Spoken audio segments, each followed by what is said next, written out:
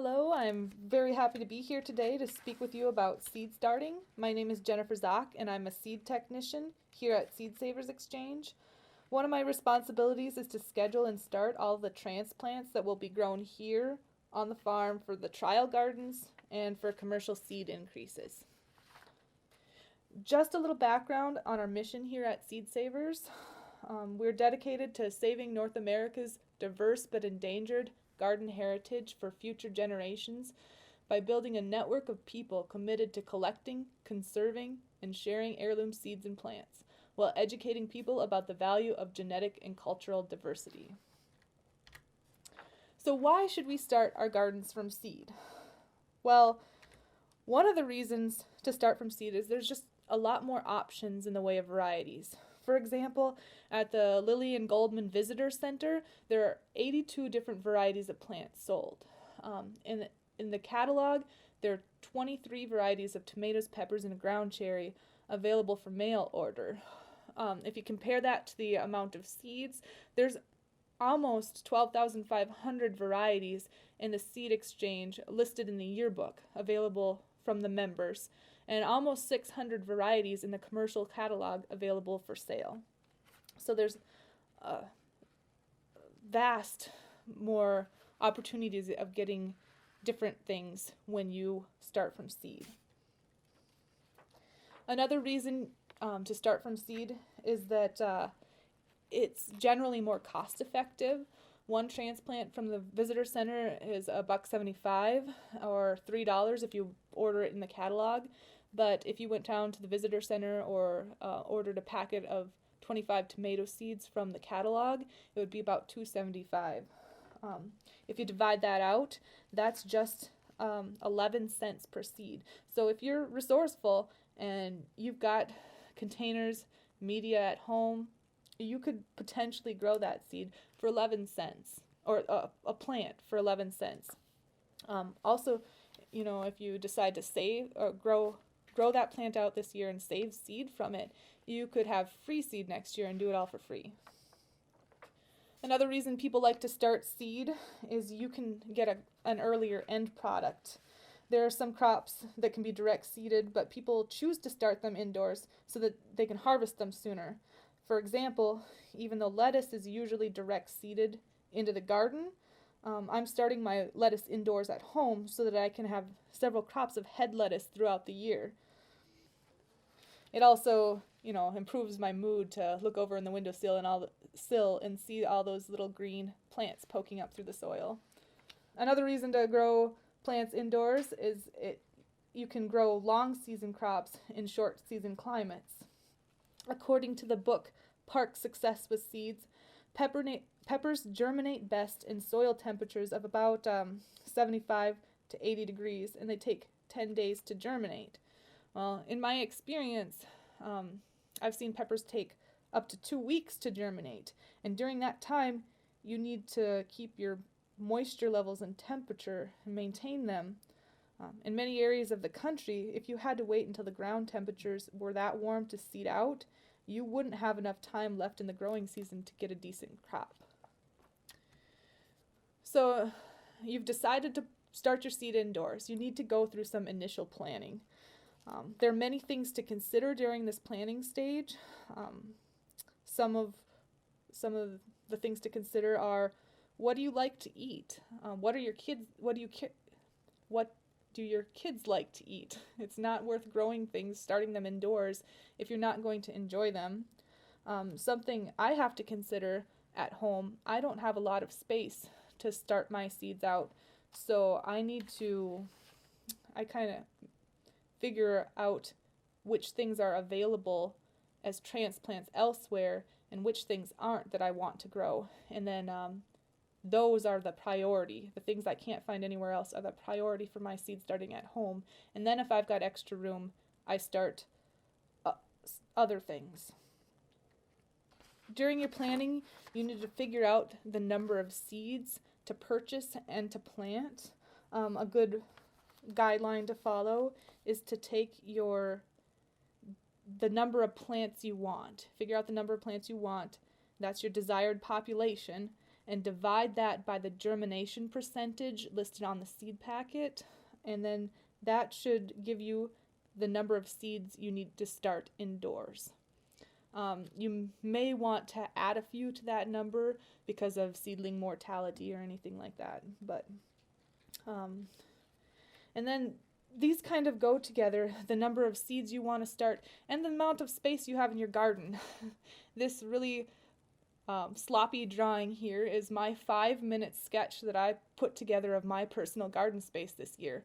I made a list of all the things I felt like I needed to have in my garden this year, and I made a short list of things that I wanted to have. If I had some extra space, something that might be kind of fun to throw in there. And that also helps me figure out, well, if I only have this much space to devote to this item, how many plants can I fit in there? These kind of works together, the number of seeds and the amount of space you have for planting. And even if you don't like to plan, this sketch, like I said, only took me 5 minutes. It probably took me 5 minutes to write down things I wanted to plant the most. It'll probably be modified several times throughout the season, and even when I stick things in the ground, I tend to wing it and stick a few seed packets of something somewhere. But it's good to keep a record, if you ever do things like crop rotation through your garden or anything like that.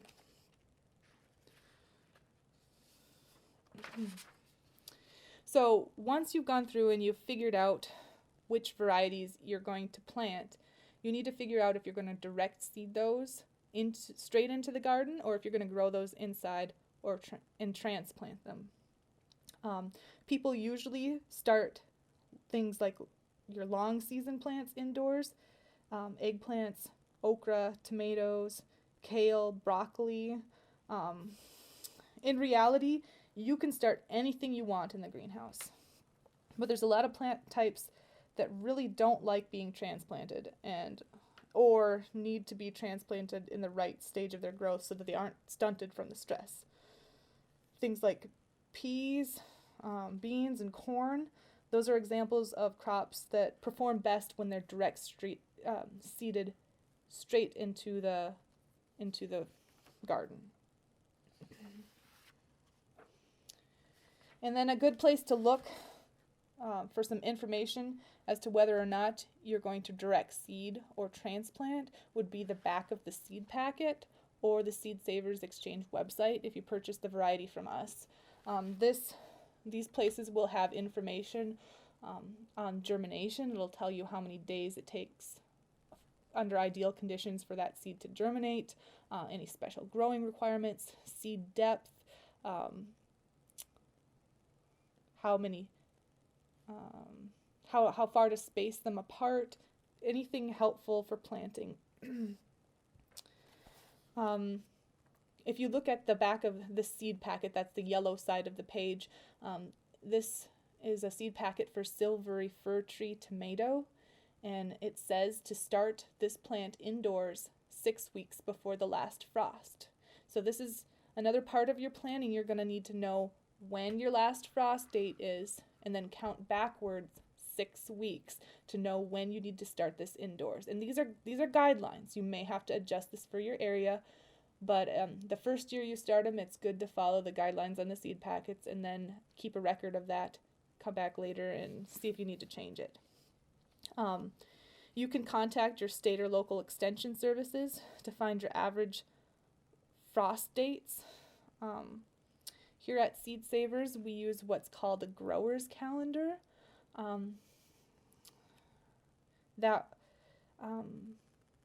It's hard to explain how a grower's calendar works, but every week is assigned a number, and then we know that on week 22 we plant this stuff every year.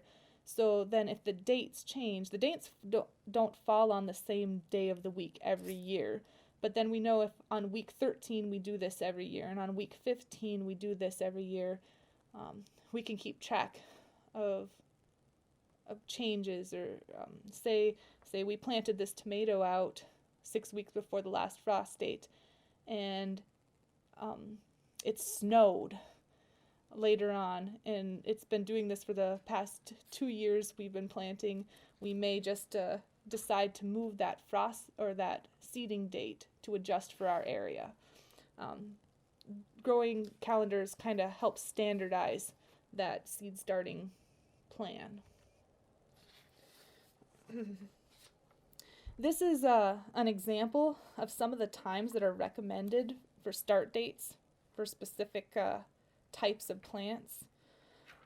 Like I said, you might need to adjust these times for you or your locations.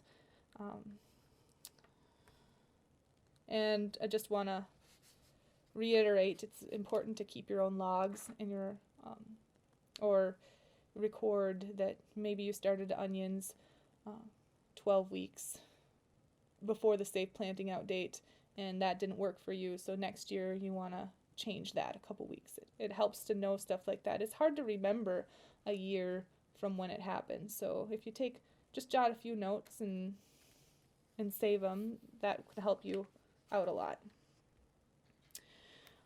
So once you know what you want to grow and you've figured out when to plant it, you need to start gathering up your supplies. You need to know what you're going to start your seeds in. And it's really important that your potting mix or your media that you're going to start your plants in supplies early plant nutrition. Your seedlings are probably going to be spending 4 weeks or more in those cells, and they might need additional nutrition in the form of compost or liquid fertilizer. Plant systems are a lot like ours. If they don't have what they need, they're just more susceptible to diseases and pest infestations. There's no shame in buying some cheap potting mix and using it to seed out something that you're only going to grow indoors for a week or two, or using it and amending it with something like compost. If you're going to use compost, you want a mix that's 20% compost, 35% is ideal. Because then those nutrients are in the soil, it's bound up in the organic matter of the compost, and it's more readily available for those plants when they start growing. But if you're using compost, you want to make sure it's finished compost. Don't use raw manure. If you use raw manure, it'll burn those plant roots. So use finished compost, and then those nutrients will be more available right away to those plants when they start growing. Some sources of compost you could look into. You could check with your municipality. Garden centers often offer compost. You could check with other gardeners, maybe they compost their own and would be willing to share or teach you how to do it. I would just make a note to not use compost that's been made from grass clippings that have had broadleaf herbicides applied to it. I know several gardeners who have used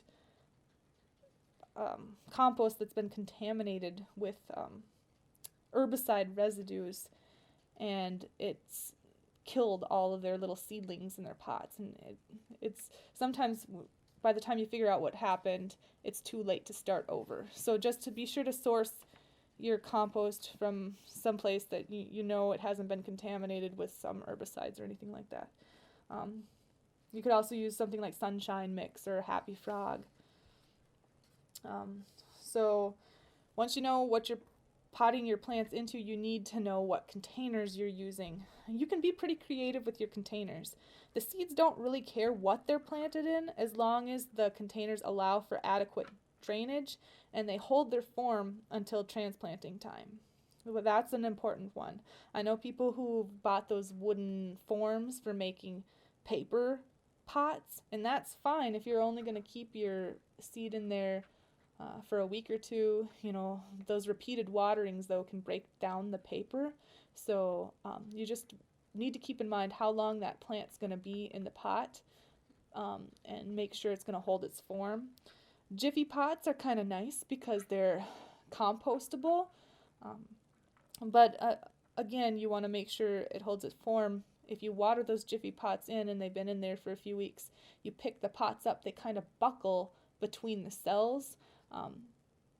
So you can definitely use Jiffy pots. I would just recommend having some kind of firm base to carry them on, or being careful with when you lift them. It wouldn't do for those pots to rip and then your plants crash to the floor and break the stems or anything like that.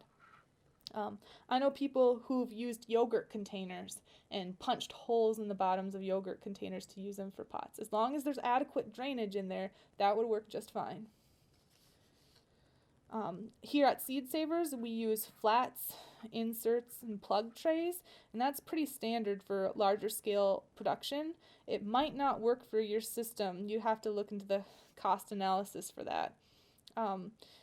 BFG Supply is the supplier that we use, but you could look around. Most large suppliers will send you free samples if you're curious about using a product. I also know people who've bought 6 packs of flowers at the local garden center and then just saved those cell packs and sanitized them and used them for next year. I also know people who have seeded into open flats, either in rows or just scattered the seed across the surface, and then they've done what's called pricking out, where they've transplanted up those plants later after they've germinated, and we'll go into that a little bit later. Also, when you're planning for planting your seeds, you're going to want to make sure you have adequate labeling supplies, especially if you're going to be saving seeds from any of these varieties later in the season or using them for a specific purpose.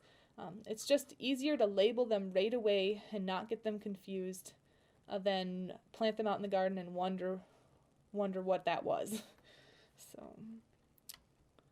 And then when you're planting, you also want to consider where the plants are going to live while they're growing. To do this, I would recommend looking at the back of the seed packet and seeing what kind of heat requirements those plants need for growing. That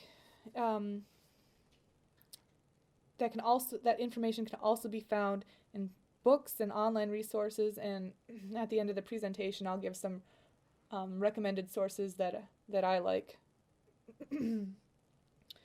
But a general guideline is that the optimal temperature for germination is often 5 to 10 degrees warmer than the optimal temperature for growth. There are some exceptions. An example is onions. The recommended start date is 10 to 12 weeks before the last frost. They should germinate an average of 7 days after sowing if the soil temperature is about 70 degrees. Once they've germinated, they'd be moved off the heat and allowed to grow in a temperature range of 55 to 65 degrees.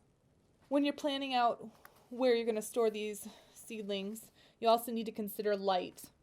Windows work fine, but you need to rotate your plants to encourage even plant growth. Sometimes windows just aren't enough, or you don't have a good spot to put them in a window, and you need to supplement with grow lights. You need to work out a plan where they can be close enough to the containers so that the seedlings don't get spindly. And then it's easier in the planning phase to figure out how you're going to move those grow lights up as the plants grow so they don't get burned if they reach up and touch the light. So you've planned, you've listed what you wanted to grow, you've figured out how many seeds you want of each, or how many plants you want of each variety.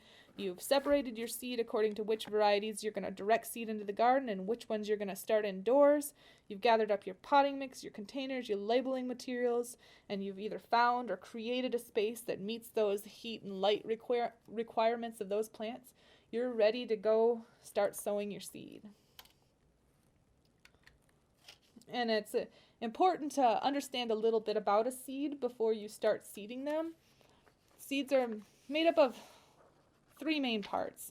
There's the cotyledon, which is the energy storage for the plant. It stores all those carbohydrates and stuff that the plant's going to use to germinate and grow. And then there's the seed coat that wraps around the outside of the plant and protects it.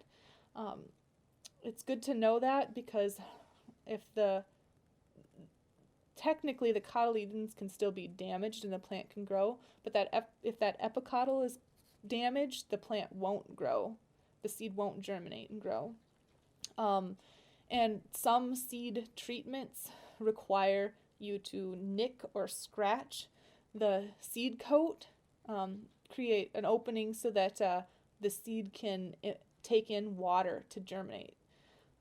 And that's not as common with vegetable seeds, but if you're doing flower seeds or I know people who do woody plant trees woody plant seeds like trees, and some of those require the surface of the seed coat to be nicked or scratched, which is called scarification. So if you read to scarify the seed, that means that seed coat has to be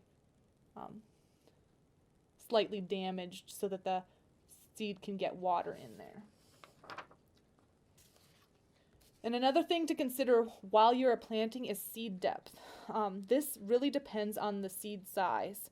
It can be anywhere from sowing it straight on the soil surface to like 1/8 of an inch down for maybe some of your lettuce seeds, or 1/2 an inch down for some of your larger seeds. I'd look on the back of the seed packet and get the recommendation. But say you get some seed from a friend, or you've grew out some seed and then collected it and you don't really remember how deep you're supposed to plant it. Well, a good rule of thumb to follow is that the seed needs to be planted at a depth that's about twice the diameter of the seed. But there's also books and resources to look at. Some seeds do require to be sown on the surface. They're usually very small seeds, and that's because they need light to germinate. Once you've seeded your plants, it's important to lightly water them in as soon as possible. I say lightly because you want to either turn your hose on away from the plants you're going to water, or start your sprinkle can away from the plants and then sweep over the plants. I know people who have turned on their hose when it was aiming at the soil, and that a strong stream of water came out and hit that soil and washed the seeds off. So it's important not to consider the pressure that's coming out of whatever you're watering with before you sweep it across your plants. You don't want to undo all that hard work you just did. I'd also recommend not overwatering. I see a lot more plants die from overwatering than underwatering. And don't overwater, especially before the plants germinate. You want to have good humidity, but you don't want to overwater. So a good way to do this is to cover the containers with plastic to retain humidity. We have domes that we use in the greenhouse. I've seen people who have tucked their containers into large Ziploc bags and sealed them shut to keep that humidity in. And then once the seeds have germinated, you get those plastic coverings off right away to allow for good airflow around the seed. You don't want to keep that humidity right up against the plant once it's germinated. Now, this picture isn't a good example of that because these are actually something that's been transplanted. So as soon as you see green poking up out of the soil, your plants have germinated. Get that cover off of there so you can get nice airflow around the plants. If you also, I'd recommend watering or checking to water once a day. Be really consistent with this. I'd do it at the same time every day so you don't forget. It's easier that way. And do it before noon. Just because if you do it afternoon, sometimes that creates better environment for disease or pathogens. Watch the weather. If it's been cloudy out and you're using a window to grow your plants and you just water them every day, they're going to end up too wet and they'll probably have problems. So you need to consider the weather. Check for watering at once a day before noon. and then you fertilize when and if it's needed. I'd say after 4 to 6 weeks if you're using a nutritive mix. Sorry. And then another thing to consider is how long your plants are going to be in the pot. If you're using something with compost and you have a nice amount of soil in that pot, you don't have to fertilize as soon or maybe even as often as you would if you were using something peat-based, because peat-based potting mixes really don't have that much nutrient capacity in them. And then also, I wouldn't start fertilizing something if I knew in a week I was going to take it out to harden off. I don't want it to get all of a sudden get some leggy growth on it before I'm going to try to strengthen that plant up. And then choose the right source for your needs when you're considering fertilizer. At Seed Savers in the greenhouses, we use a fish emulsion, just because that meets our organic growing requirements. But it does kind of smell, so I'd look around, I'd find what meets your requirements.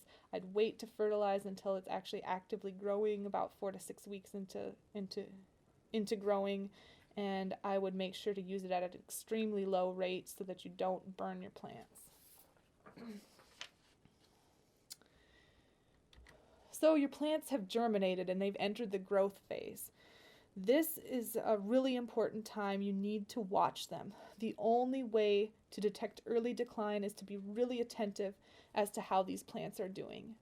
A good time to do that is every day when you water them, to look at them. And it's during the growth phase that you most often find problems, one of which is damping off, and that's generally caused by botrytis, which is a fungus, and it occurs if humidity conditions exceed 85%. It's very sudden, and it's initially seen as seedling collapse. So it's kind of where the stem has withered and degenerated at the soil level. Often those seedlings will kind of topple to the side. And the stem's weak right there where they've fallen over. It's not a problem that you can fix for the plants that succumb to it, but you can prevent it by maintaining good air circulation, getting those plastic covers off right away as soon as the plants germinate, not overwatering. You can sow the seeds into a sterile medium, and if you get a seedling that has it, to remove that seedling right away, and maybe even some of the soil that was around that seedling. That's why it's important to watch this. If you catch it when it's just one seedling, you can stop it. If your whole flat's gone, you're in trouble. You're going to have to start that all over again. Another problem you might come across is your plants might be leggy, or they kind of grow spindly. If that's happening, I'd take a close look at your lighting situation. Like I said, a window might be enough, but more often than not, especially if it's a northern climate and it's been really cloudy, it's not going to be enough. You're going to have some supplemental lighting, some grow lights. And those lights need to be close enough to the container that the plants are getting a lot of the light, and then raise those grow lights up as the plants grow. Occasionally, temperature causes the plants to be leggy. High temperatures can cause this rapid rate of growth. So that might be a problem if you're growing them in an extremely warm area, or an area that has a higher temperature than the optimal temperature for that plant. If your plants are a little older, like maybe the peppers in the bottom of this picture, and you have a whole bunch of them next to each other, they actually start competing for that light, and they're spaced so close together that they'll want to stretch to outcompete all the plants around them. So if you have several plants close together and they're a little more advanced stage of growth, it might be that you need to space those plants further apart so that they're getting adequate sunlight and not competing against each other for it. Another problem you might have could be poor root growth, and that's often caused by poor drainage. So if your containers that you're growing things in don't allow for the water to exit the bottom, you're going to have a really wet soil condition in your plants. The roots are essentially going to drown in there. So you want to make sure before you start that your containers have adequate drainage. Another thing that could cause poor root growth is low temperatures. If the temperatures are too low, sometimes plants can't absorb nutrients or required for growth, or it's just some plants, their roots don't grow too well if the soil temperatures are too low. Another cause of poor root growth could be a potting mix that's just too compacted. Plants produce oxygen, but the plants also need oxygen. The roots underneath the soil need oxygen, and if you've packed the soil down into the container too tightly, the roots aren't going to have enough air spaces in the soil to have adequate oxygen exchange. So when you're potting your plants up, you want to make sure that you haven't compacted the soil down into the container. Another thing that can cause poor root growth is low fertility.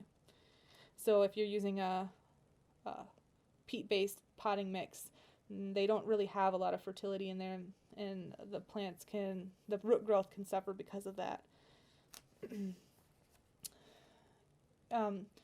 It's just really important to keep an eye on your plants. Like I said, when you're watering them, it's a good time to check them, because you can also have a problem with insects, pests. So as you're watering, I would check the growth points. In the middle between all those leaves at the top where it's actively growing.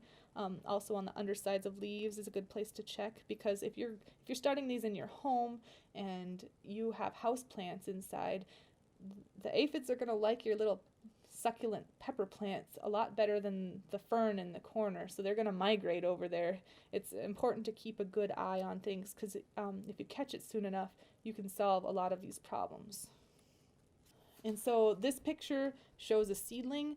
You can see the cotyledons right there, and then you see what's called the primary leaves emerging. Those are also called true leaves. And then in this series of pictures, you'll see some of the beans we had germinating in the greenhouse.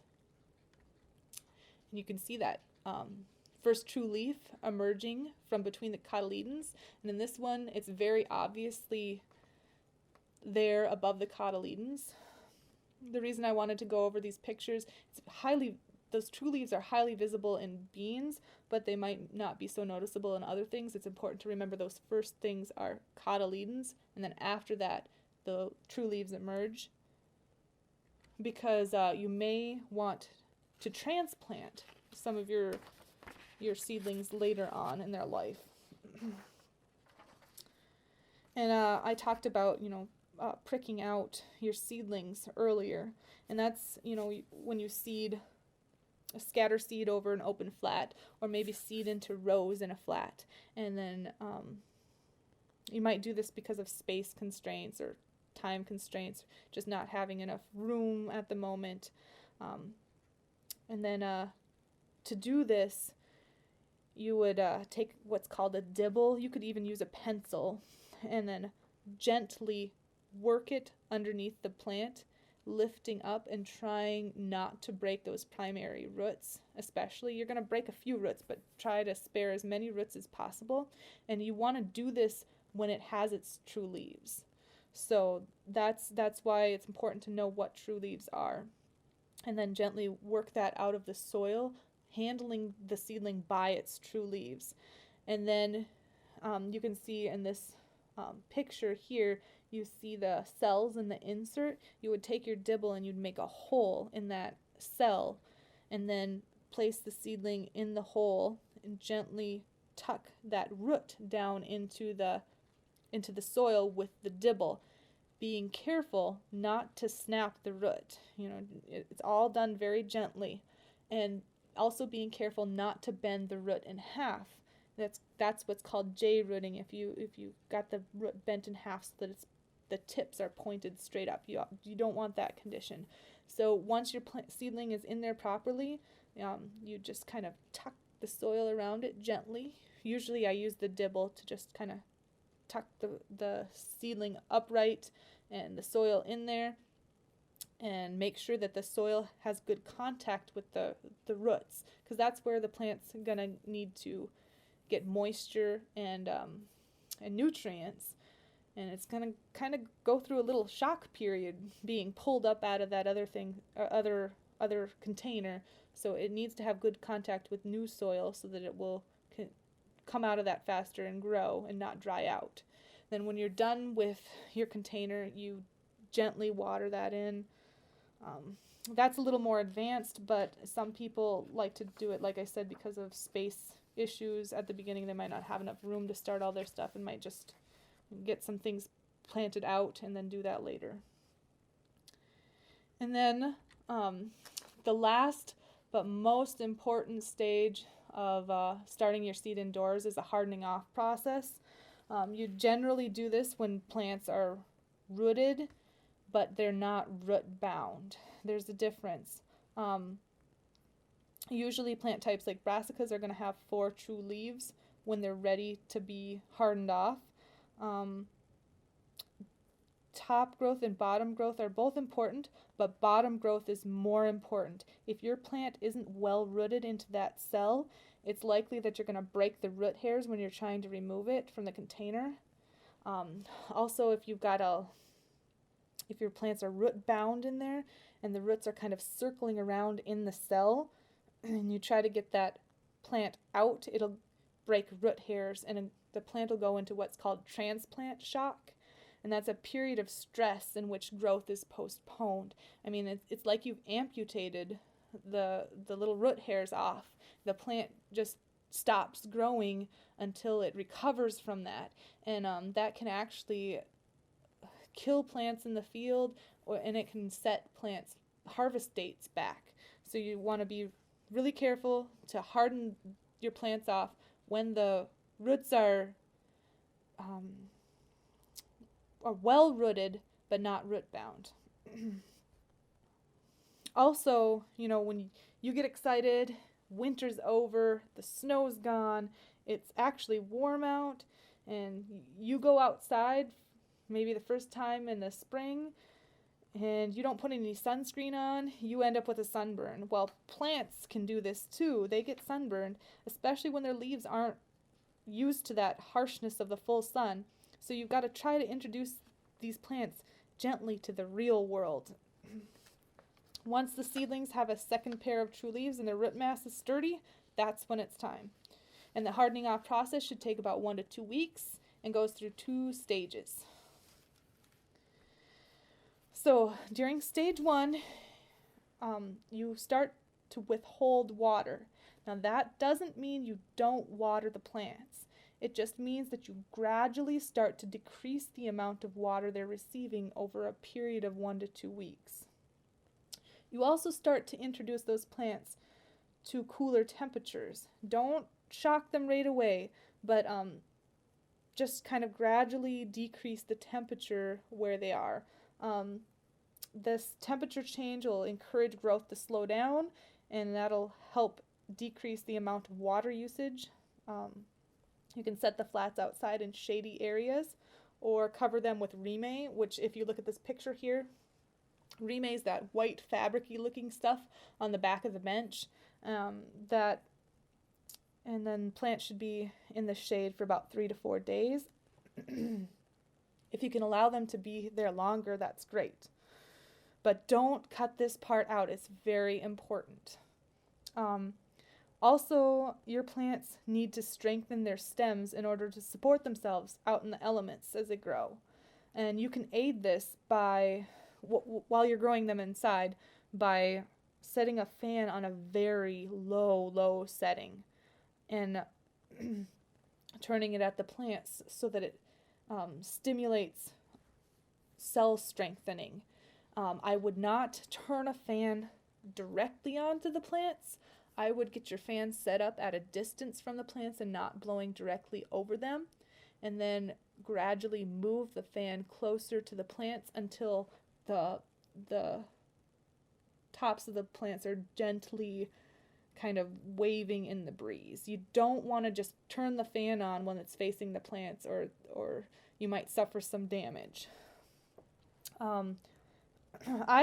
I don't really use that method, but because in the greenhouses here at work, we brush the tops of the plants as they're growing, and that can also help stimulate that cell wall strengthening. We do that about twice a day, where we go over the plants with our hands. From the time the cotyledons emerge, we start doing this, and just kind of gently run your hand over the top of the plant, just to disturb it or shake it a little bit. You're not doing it very hard, just gently, and that kind of simulates wind blowing across them. And if you do it by that method, if you start them right away, they tend to produce sturdier, stockier plants. And then stage 2 of the hardening off is when you finally expose your plants to the environment and you let them acclimate for several more days outside before you actually plant them in your garden. If you're looking at this picture, you can see these blue semicircle. Those are supports for the remay. So the plants come out of the greenhouse, they go onto our makeshift bench, and the remay goes over the top of those blue hoops, and that creates a nice environment underneath that's shaded, a little protected from the wind. It's got a little bit more humidity and a little bit more warmth underneath there. And then the plants are left in there for a few days. The remay can be folded up from the side to water them during the course of the day, and then tucked under again. And then after 3 or 4 days or more of that, the remay gets taken off the top, and the plants are exposed to full sunlight. Now, I don't have this fancy of a setup at home. When I'm at home, I have to take my plants out. I usually find a tree, and I set my flat out by the trunk of the tree at first, kind of sheltered by the fence, and I'll every day I'll kind of move it a little further away from the tree and the fence, and it'll get out towards the edge of the tree canopy where the sunlight's a little more dappled, so it gets a little more sun. You can also do this or harden off along the side of a building where the sun shines in the early morning but not in the afternoon, and then move the plants later on through the stages of hardening off. So that might be a little easier for the home gardener than trying to do something like this. And I'm kind of a book nerd, so I have quite the list of recommended reading here. But this first book that's listed, Starting from Seed, The Natural Gardener's Guide to Propagating Plants, is a very beginner type book with a lot of background information into seed saving and plants in general. The reading is very story-like. It doesn't go really into depth about specific requirements for plants, but it might be some good light reading for gardeners in general. A note: these books are arranged kind of from beginner to more advanced. So depending on what stage of gardening you're at, you might want to look at a certain section of the list. But the Seed Sowing and Saving, Step-by-Step Techniques for Collecting and Growing More Than 100 Vegetables, Flowers, and Herbs, is a really good book for, I'd say, for beginner to semi-advanced gardeners. It is organized by the common name of the plant, so there's separate pages for broccoli and eggplant. You wouldn't have to know that a broccoli is a brassica to look it up. You could just go to the broccoli page and it's right there. And then each page lists specific growing requirements, like your germination temperatures and your or how many days it takes to germinate, things like that. It also has a few tips on each page for how to save seed from that kind. So if you're ever interested in saving seed, it'd probably be a good resource to start with. The Seed to Seed, Seed Saving and Growing Techniques for Vegetable Gardeners is actually copywritten by Seed Savers Exchange. It is organized by the Latin family names, but there's a nice list in the back. So if you know the common name, you can look it up in the back and it'll direct you to the page. It is geared more towards seed saving, but it does have a section under each variety that tells you about regional growing considerations. The New Seed Starters Handbook has very good and very practical information, and from that you can get ideas for making your own homemade potting soil mixes. It goes through everything from seed starting to using cold frames and hardening off. It also talks about that a blocking technique for seeding your seeds out. If you ever want to seed into a flat, 32 plants kind of arranged into a flat, and then not use the insert, just seed into an open flat.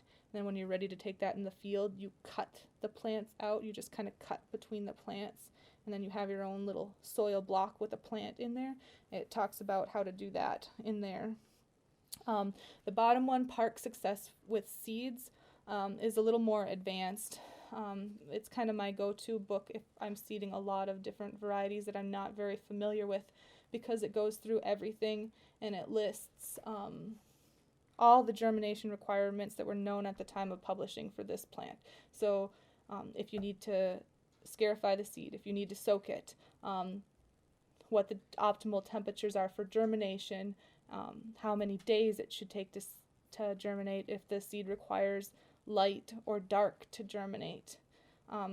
Like I said, it's a little more advanced, but if you really are interested in knowing some specifics, that would be a good one to go to. I'd like to thank you guys for listening today, and I encourage you to check out our website. There's a lot of good information about our mission and seed preservation efforts.